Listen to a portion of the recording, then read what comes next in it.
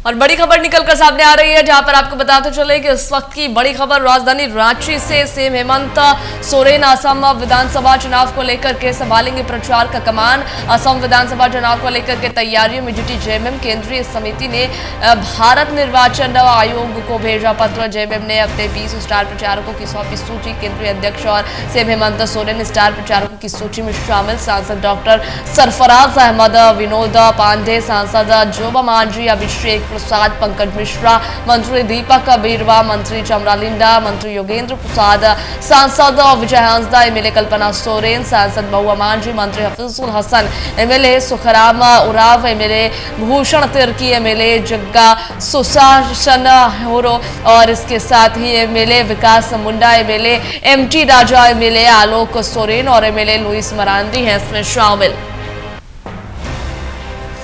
तो असम चुनाव को लेकर के हलचल तेज हो गई है। सीएम हेमंत सोरेन असम विधानसभा चुनाव को लेकर के संभालेंगे प्रचार का कमान और असम विधानसभा चुनाव को लेकर के तैयारियों में जेएमएम जुट चुकी है। केंद्रीय समिति ने भारत निर्वाचन आयोग को पत्र भी भेजा है और जानकारी साझा करने के लिए हमारे साथ फोन लाइन पर सूरज जुड़ गए हैं। सूरज, जो देखिए असम का चुनाव होना है, ऐसे में जेएमएम इसमें काफी सक्रिय दिख रही है और खुद हेमंत सोरेन की दिलचस्पी इसमें खासी दिखाई दे रही है। हेमंत सोरेन प्रचार का कमान भी संभालेंगे और उसके साथ ही उनकी एक बड़ी फौज भी है, क्या कुछ जानकारी?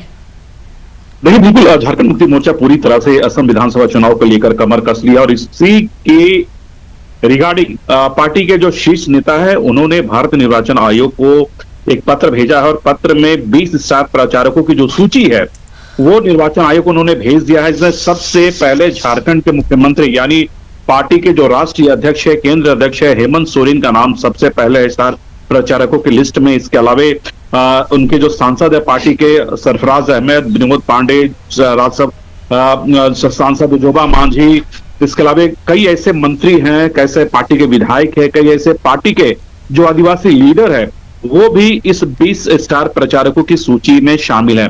आपने देखा कि विधानसभा चुनाव को लेकर जिस तरह से असम इलेक्शन को लेकर झारखंड मुक्ति मोर्चा जो सक्रिय नजर आ रही है, कयास ये लगाया जा रहा है कि पार्टी इस बार अगर गठबंधन नहीं होती है तो 30 से 35 सीटों पर चुनाव लड़ेगी।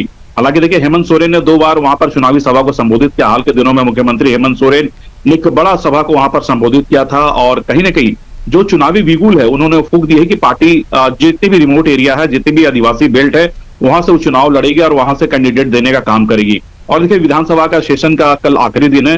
कल के बाद से जो झारखंड मुक्ति मोर्चा के तमाम जो दिग्गज है उनकी जो तूफानी चुनावी दौरा है वो असम के विभिन्न विधानसभा क्षेत्रों में देखने को मिलेंगे। शुक्रिया जानकारियां साझा करने के लिए।